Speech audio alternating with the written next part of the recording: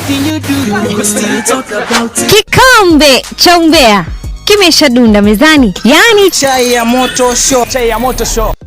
Inakuaje wambea wenzangu, karibuni ndani ya Chai ya Moto Show, and of course as we always say, this is the #1 online ombea show, ama ukipenda gossip show. Bana we, mimi ni Uncle Joss, nitakuwa naitika. Twende moja kwa moja ndani ya chai ya siku ya leo. Na inatoka moja kwa moja kutokea kwa mtandao wa kijamii. Tunazungumzia mtandao wa Kamau Watoria. Hii ni baada ya Kamau Watoria kuweza kuelezea wazi sababu zake kuweza kuzungumza masuala haya yote. Kamau Watoria alisema kwamba Ruth wa Mam alikuja kutukanana kwenye inbox kwa sababu Sami Irongo aliweza kuwa anakuwa exposed na mother Hinga, na akamwambia moja kwa moja kwamba that one does not reflect your righteousness. Niwe uraniko hii asha ati uraniko.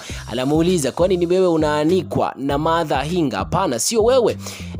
Kwa hivyo anasema hivi, nikiojugire jagiri moe kafana gukafana mono, yani majangili wanajua kukabana sana. Wakati naona hayo matusi yenu, that's how you attracting us kwa troll. Now wait, we are going to roast you sasa.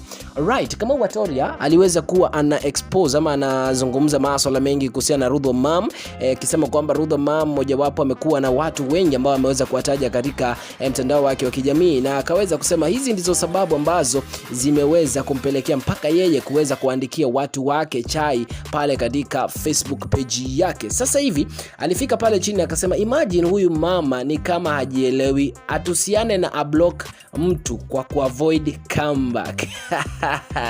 Akazidi akasema, rotten gospel artists, these are kind of those pulpit bandits tunaowatafuta. Achokoze kabisa, alafu aanze kulia live akivutanga makamasi ati watoto wake watakula nini akiharibiwa jina, illiteracy, affliction and hatred of the highest level. Kama Watoria hayo aliweza kuzungumza kupitia kwa mtandao wake wa Facebook.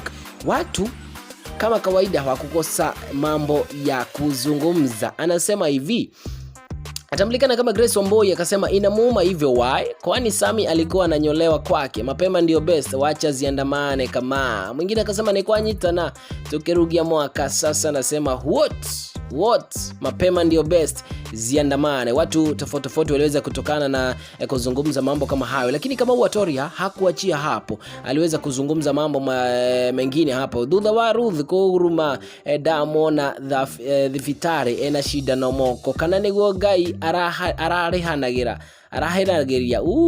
ni yake honde. Okay, mambo ndo kama hayo bana we. Hayo ni mambo ambayo kama Watoria ameweza kuzungumzia pale katika mtandao wake wa Facebook.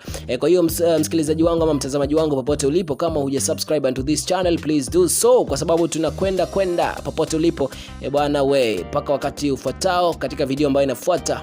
Adios muchachos, peace.